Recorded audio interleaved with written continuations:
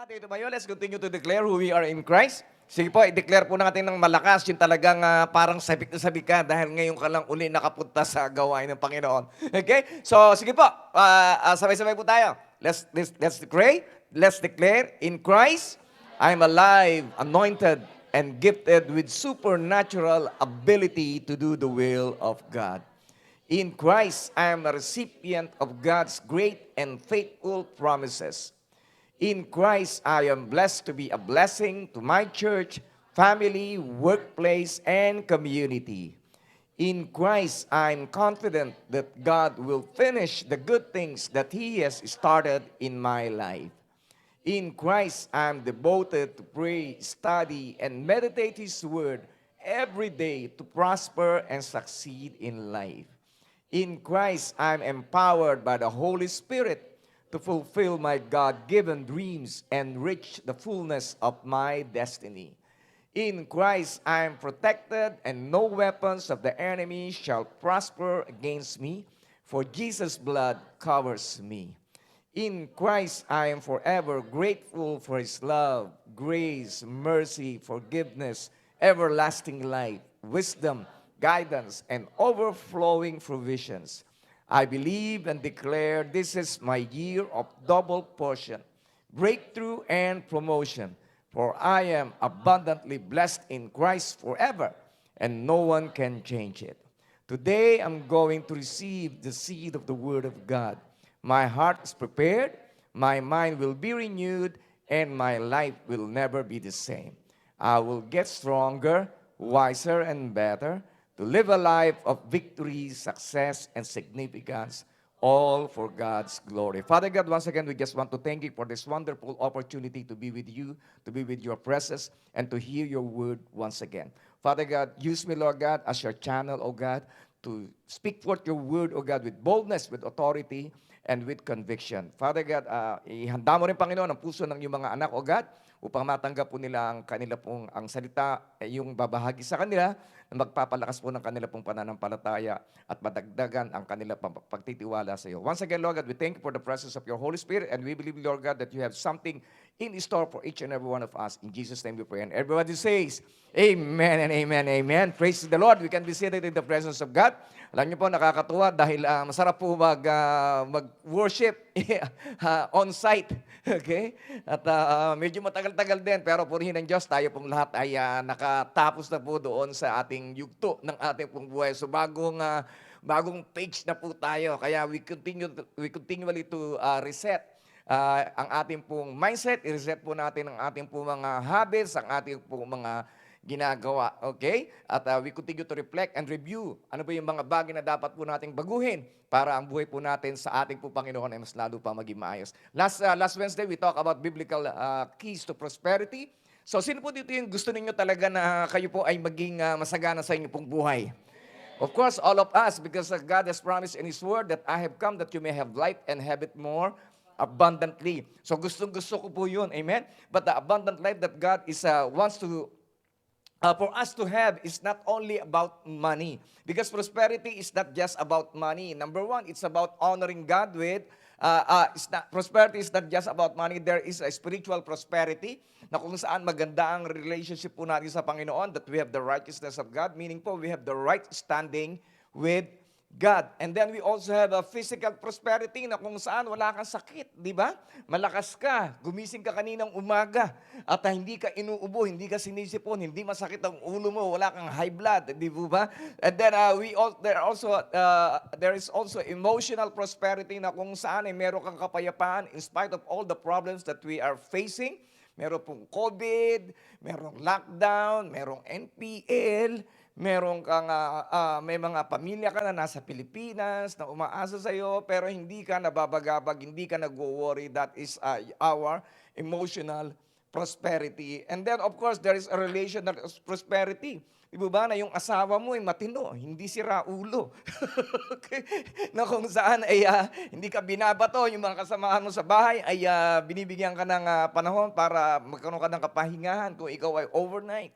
At tinitirhan ka ng pagkain, hindi ka inuubusan. Okay?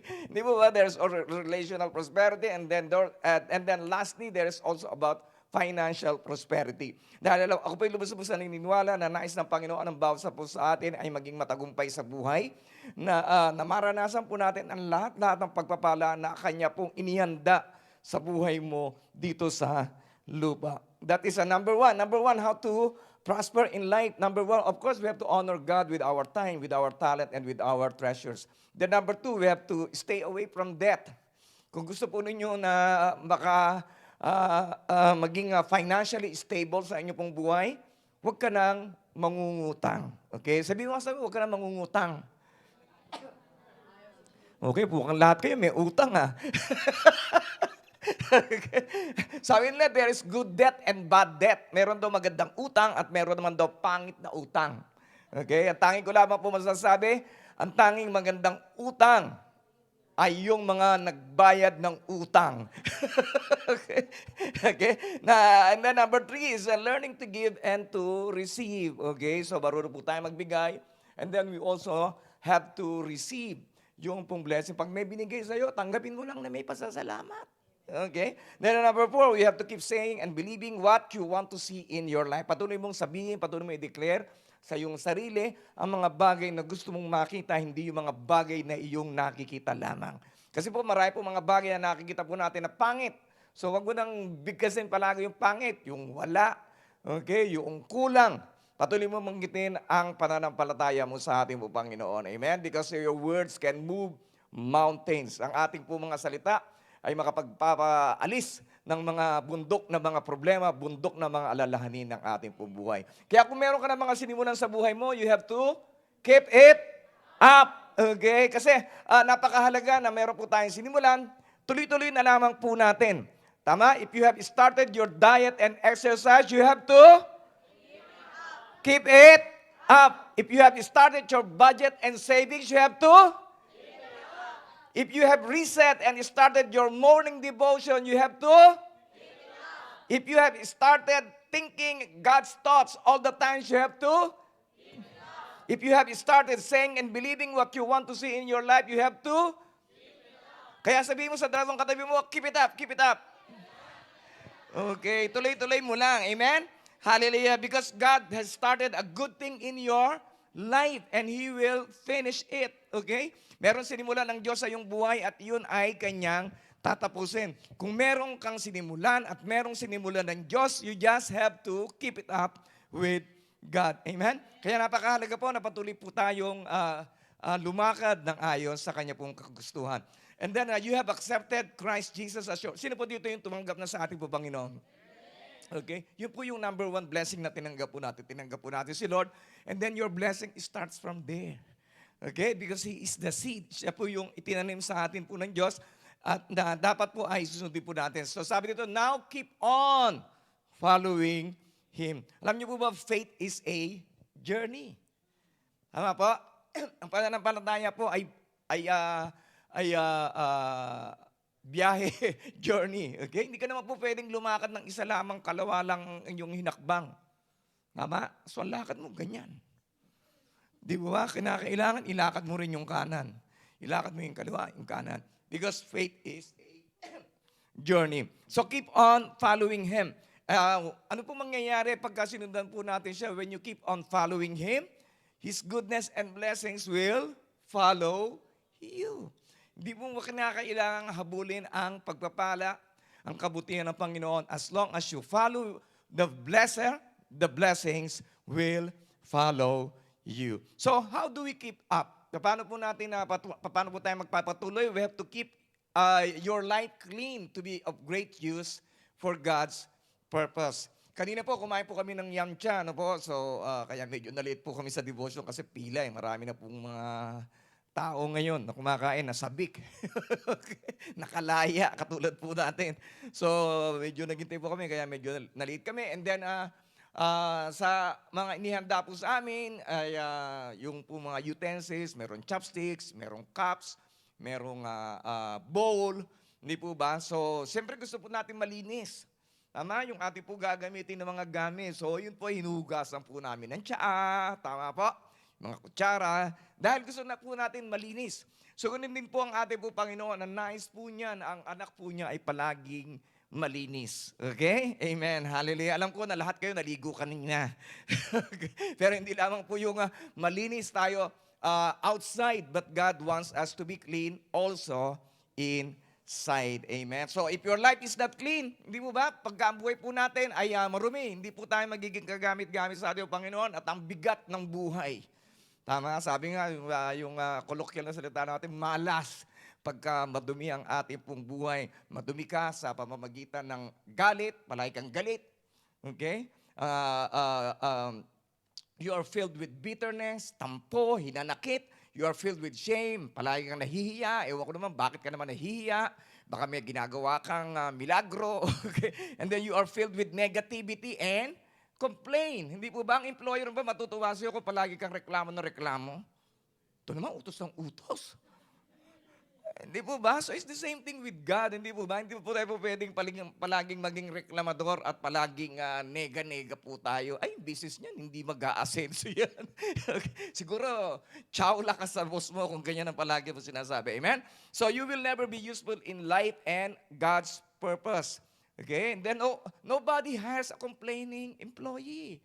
Ganun din po tayo. God cannot hire us if we keep on complaining. Kaya po napakahalaga that we should practice our thanksgiving every morning. So ngayon po, how can we make ourselves clean?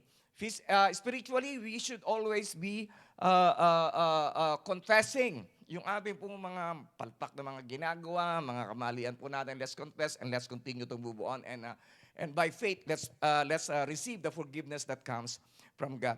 Sabi dito, if you keep yourself pure, you will be a special utensil for honorable use. Your life will be clean and you will be ready for the Master to use you for every good works. Sa other translation po, ano po, sabi po doon, you will become a vessel of honor. Hindi po vessel of horror.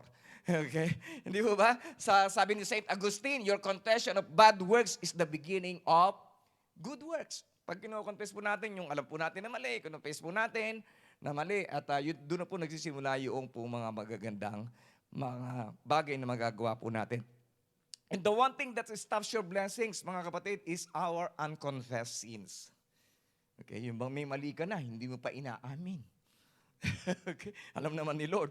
Di ba, wala naman po tayong maitatago sa Kanya. Kaya sa panahon ng pagsubok, tanging ang pagsuko lamang ng kasalanan mo ang makapagpapagaan ng kabigatan mo para makarating ka sa paroroonan mo. Okay, so medyo mahaba po yun, ano? Okay, di ba pwede sunod sa Facebook. And then, keep a clear conscience before God so that when people throw mud at you, none of it will stick. Okay, so ano po ibig sabihin nun? Ibig sabihin nun, ingatan po natin ang ating pong mga patotoo, ang ating pong testimony. Na pagka ikaw ay kinakantsawan ng mga tao, born again, wala naman anong pagbabago o whatever, di po ba? So, hindi po yun aapekto po sa atin. Okay? Hindi ka masasaktan dahil alam mo na ginagawa mo ang mga bagay na tama na makapagbibigay ng kaluwalhatian sa Panginoon. Alam niyo po ba what is conscience? Conscience is a built-in ability to know what is right and wrong. Yun po yung naka-built-in na po sa atin. Di po ba pag kami nagagawa kang mali, di po ba parang guilty ka? Tama? At minsan naapektuhan ng pag-church mo, naapektuhan ng pagpe-pray mo, naapektuhan ng pag-devotion mo dahil meron kang guilty conscience. Tama? Okay? So yung iba wala pong konsensya. Okay? Pero wala dito noon. Okay? Meron po tayong built-in na kung saan meron po tayong conviction na ay kinakailangan, magbago ka na, magbalik ka na sa church. Di ba? Wala nang COVID. Okay? Amen?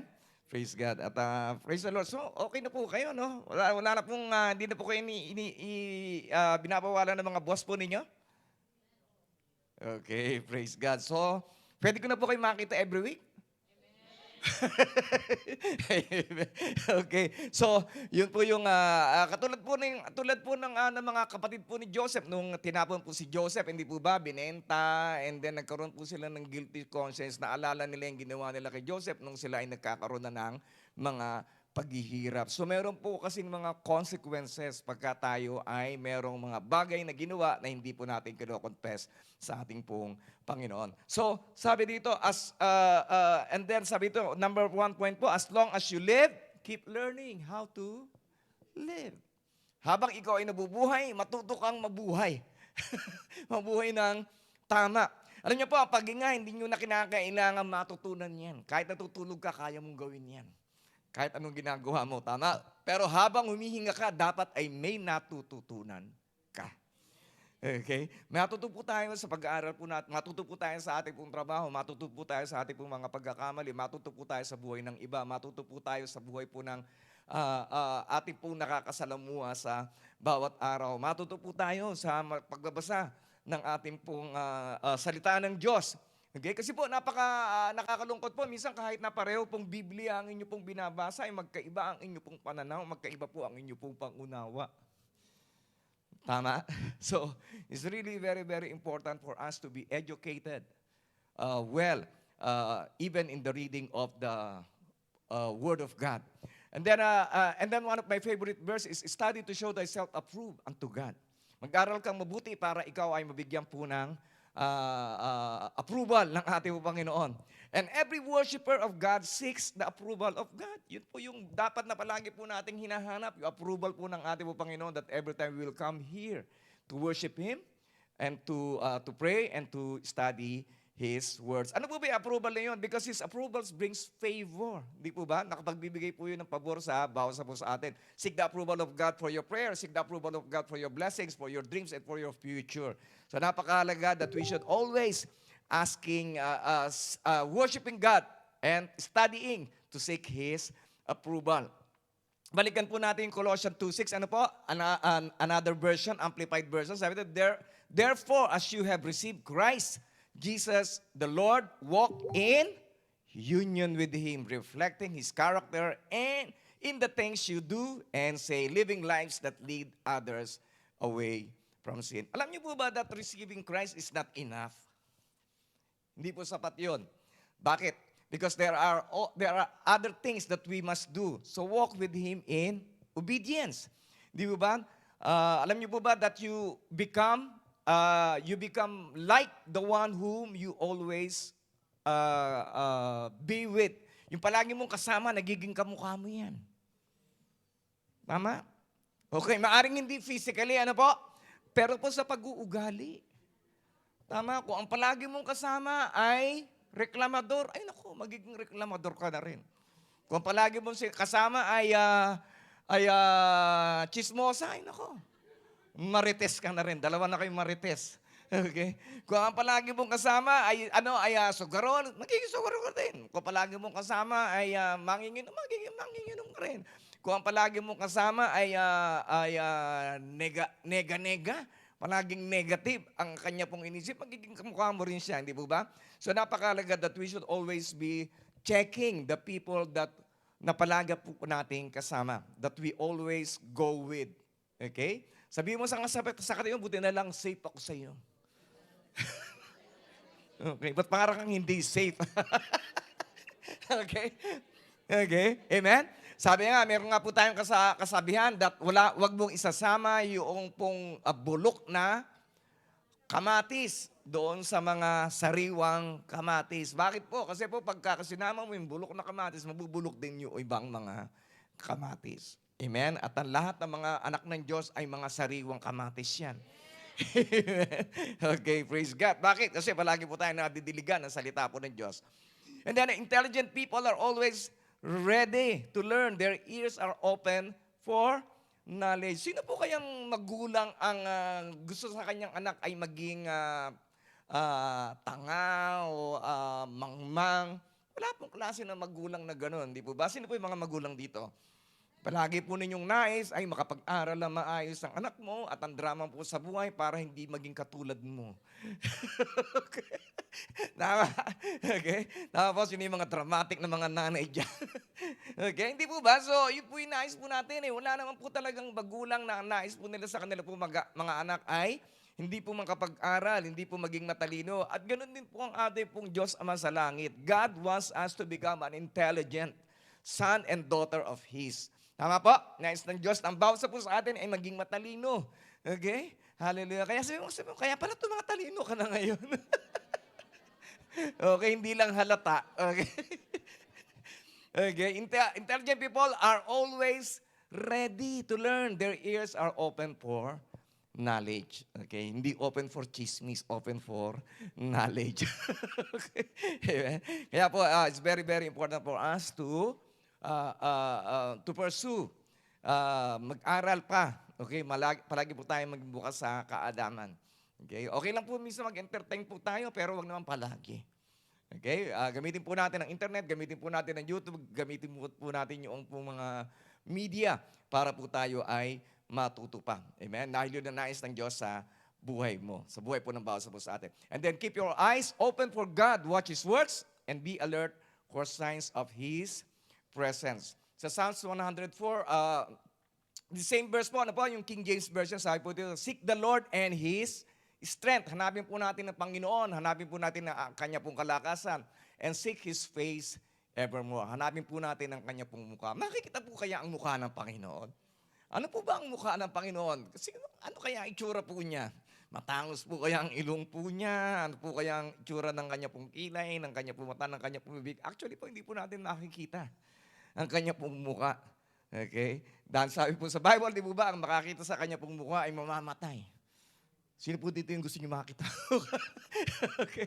So, hindi po yung face ang nais po sabihin po dito. Ang ibig po sabihin ay ang Kanya pong karakter, ang Kanya pong kalikasan, ang Kanya pong mga katangian. To seek the face of God is to seek His favor. Okay? So, paano po natin nahanapin ang mukha po ng Panginoon? Ang ibig po sabihin nun is to become prayerful. Maging prayerful po tayo. Prayerfulness should be a way of our life. Bilang mga Kristiyano, dapat po maging bahagi po yun, maging lifestyle ng bawat isa po sa atin na tayo po palagi pong nananalangin.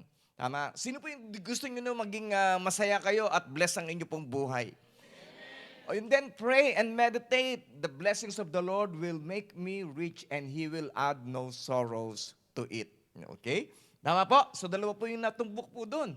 Blessing ni Lord, pag-increase ng finances, and then at the same time ay joy. Hindi po ba? He adds no sorrows to it. Okay? Kasi po ay may, fan po ako ng meditation. Kaya yun din po yung gusto ko pong i-share po sa inyo, that you should be meditating the Word of God. Okay? That is one of the secret. Ayun po yung sinabi po, di po sa may Joshua 1:8, that if you will meditate my word day and night, you shall prosper and succeed in life. Okay? So, keep on meditate. Sige, ligligin mo yung ito, sabi mo, mag-meditate ka na. Okay? Huwag puro problema ang mini-meditate mo. Okay? It should be a way of life. And then, prayerfulness arises from a desire to be with God. Pagka tayo po yung nananalangin, dapat kasama po yun yung desire po natin na makasama po natin ng Diyos. Hindi yung pagka may problema ka lamang at saka mo lang siya naaalala. Wala na akong kausap. Tumihimik na. Di po ba? And then prayerfulness is the awareness of need that can only be met by God. Kaya po minsan, di po ba nangangailangan po tayo? Kasi, bakit po? Kasi po, kailangan na ng Panginoon na marinig niya ang tinig mo. Okay? Kasi pagka okay lang ang buhay, okay, parang wala lang siya. Okay? Pero pag walang-wala ka na, tsaka mo na siya naaalala. Okay? Di ba ba? Kaya po, it's very important for us to be aware na kailangan po natin. And then prayerfulness demonstrates a continuing trust in God. Pag nananalangin po tayo, we are demonstrating that we really need God, na kailangan po natin talaga ang Diyos. Okay? Sino po dito yung kailangan ng Lord? Ayan. So we keep on showing, we keep on proving by our prayer. And then it should be maintained, especially in difficult circumstances. Kung may mga pinagdadaanan ka, okay, so pray.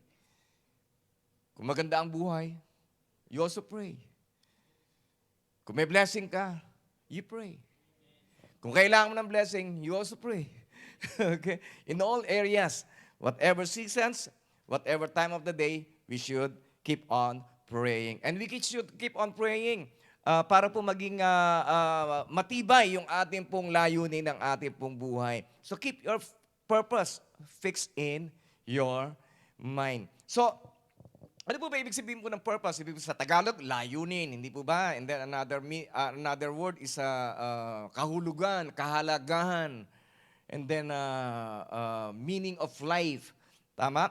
So, sa iba-iba pong point of view po ng mga tao, ano po, merong iba, sabi po niya, ang purpose po ng kanya pong buhay, the purpose of life is to be happy. Pwede po ba yun na araw-araw masaya ka? Okay? Hindi mo ba? Meron po problema doon. Ano po problema doon? Because life has seasons. May season po ang buhay. Tama? Merong season ng ulan, merong season ng bagyo, merong season ng taglamig, merong season ng tag-init. Okay? Kaya kinakailangan, we should never focus only on happiness, but we must also be ready when the storms of life came to us. Tama pa? And then, ano pa po? And then the other one po, sabi po ni Pablo Picasso, yung great painter, sabi po niya ay, is a great artist. Sabi niya ay, the meaning of life is to find your gift. Ang kahulugan ng buhay, hanapin mo kung ano ang gift mo. Because I believe that all of us has a gift from God. Kasi po, nung nilikha ka ng Panginoon, He gave a part of Himself to you. Meron siyang kinuha sa sarili niya na binigay niya sa iyo. Kaya lahat po tayo meron pong gift. At sabi naman niya, but the purpose of life is to give it away. Na pagka natanggap mo na, nalaman mo na ang gift mo, of course you have to give it by serving others. May point po siya, tama po, pero hindi po yung talaga yung purpose po ng pagkakalikha po sa atin. Kaya sabi po ng isa pong meaning ng purpose, sabi niya, the mystery of human existence lies not in just staying alive. Hindi lang para po tayo mabuhay para sa ating pong survival, but finding in something to live for. Humanap ka ng way, humanap ka ng layunin para ng purpose ng iyong buhay. And then Apostle Paul find it. Natagpuan po ni Apostle Paul ang kanya pong purpose ng kanya pong buhay. Sabi po niya, to live is for Christ and to die is gain. Ang mabuhay para kay Kristo at ang mamatay ay kapakinabangan na. And ano po ba yung benefits po natin? What will be our benefits kung mailagay po natin ang ating pong layunin sa ating pong mga isipan? Sabi dito, praise the Lord, bumalik. Okay, so sabi, yes, Lord, give perfect peace. You, Lord, give perfect peace to those who keep their purpose firm and put their trust in you. So unang-una po, pagka nakapermanente ang ating pong layunin ng ating pong buhay sa Diyos, ay meron po tayong kapayapaan. Okay? Because He give perfect peace. Why? Because ang ating pong Diyos ay hindi po siya nagbabago. Nagkakaroon po tayo ng resistensya. Okay? Alam niyo po, meron po ako na-receive na text. Sabi dito, nakadalawang vaccination ka na, magpa-booster ka na. Tinagalog ko na lang po, kasi mayroon pong detail lang word by word. Di po ba? So, bakit po kaya sinasabi mo? Para magkaroon po tayo ng resistensya. So, it's the same po tayo. Pagka alam mo kung anong layunin mo sa buhay mo, meron kang resistensya na paglabanan kung anumang mga bagay ang maaring umagaw ng relationship mo sa ating po Panginoon. Nagkakaroon ka ng kalakasan. Okay? Kalakasan sa mga atake ng mga kaaway, atake ng tukso, atake ng kahirapan, atake ng ano pa mang mga bagay na mga bagyo na dumarating sa ating pong mga buhay. Kaya po dito, God's plans endures forever and His purpose lasts eternally. That's why it's very important for us to know God's purpose for our life. Kaya po napakahalaga na malaman po natin ang layunin ng Diyos sa ating buhay. Hindi po yung layunin lamang po natin, kundi ang layunin ng Diyos sa ating buhay. Okay? Bakit po? Because it will last eternally. Hindi po ito temporary. And God wants all of us to understand clearly that His purpose never change. Okay? Kaya napakahalaga na alamin po natin. So ano po kaya talaga yung purpose ng buhay po natin? Ano po kaya yung purpose po ng buhay ninyo?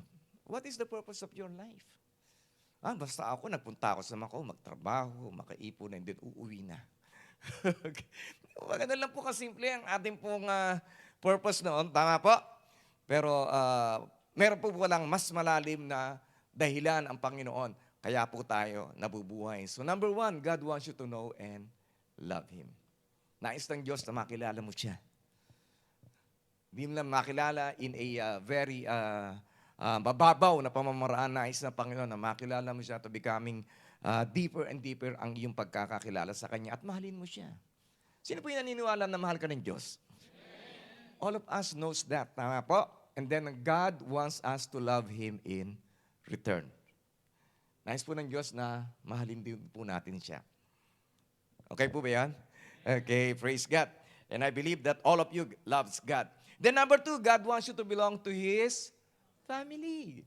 Kaya po, I love this family of God. So closely knitted into one. Hindi mo ba? Kaya po we keep on singing that. Nais ng Diyos na tayo po ay mapabilang sa Kanya pong pamilya. Amen? Kaya ligligin mo ngayon ito, sabihin mo, magkapamilya pala tayo. Ngayon ko lang nalaman. Okay?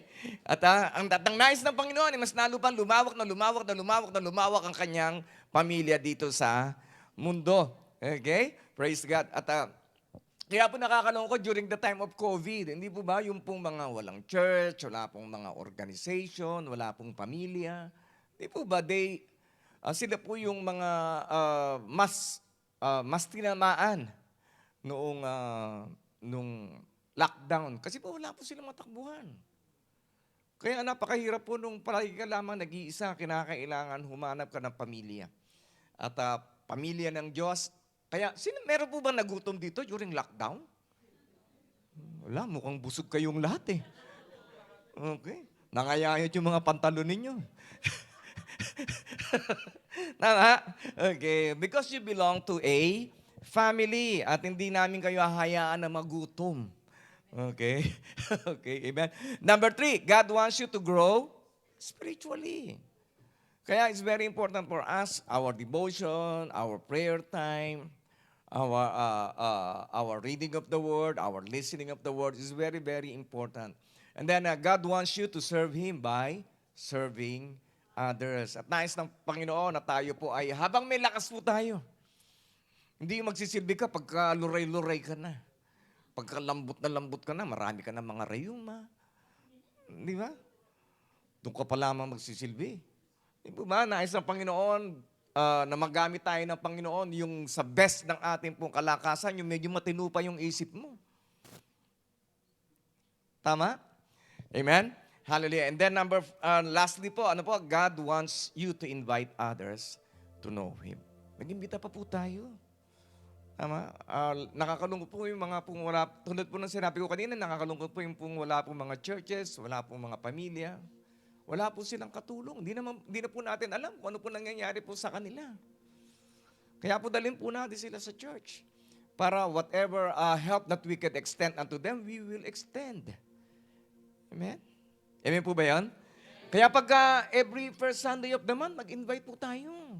Sabihin mo, may birthday sa amin. Attend ka. May kainan doon. Tama? Meron naman po talaga celebration, di po ba? So gamitin po natin yung mga pagkakataong yun para sila ay madala po natin dito. Hindi naman kayo mapapahiya. Mabubusog naman po sila. Amen po? Okay, so gawin po natin yun that every time that we'll be having some celebrations, o kahit na po walang celebrations, basta imbitahin po natin sila sa gawain ng Panginoon. At hindi naman po sila mapapasama, mapapabuti po sila. Amen? Magkakaroon po sila ng pamilya na magmamahal po sa kanila, magkakaroon po sila ng pamilya na aaruga sa kanila. At higit sa lahat, magkakaroon po sila ng Diyos Ama na kung saan ay aalagaan sila, pagpapalain ng kanila pong mga buhay. Amen po? So, ulitin lamang po natin muli. Isa-isahin lamang po natin muli. I want you to remember ano po yung 5 purpose ng ating pong buhay. God wants you to, sabay-sabay po natin basahin. God wants you to know and love Him. Number 2 is God wants you to belong to His family. Then God wants you to grow spiritually. And then God wants you to serve Him by serving others. And then God wants you to invite others to know Him. Amen. May natutunan po ba tayo? Sige po, let's all stand up and pray.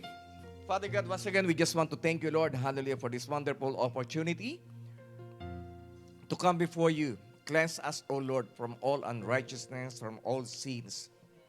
Sa lahat po ng mga bagay na aming po naisip, nasabi, nagawa, O Diyos, mga habits, O Lord, na hindi po namin maiwasan. Bigyan mo kami ng kapangyarihan na nagmumula sa iba na ng Santong Espiritu upang maiayos po namin ang mga bagay na dapat pong ayusin sa aming pong mga buhay.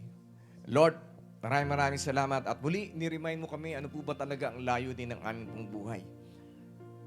And we just want to thank you for the revelation that you have given unto us, that you have created us to know you and to love you. That you have created us to serve you by serving others. That you have created us to belong to your family. That you have created us to invite others to know you more.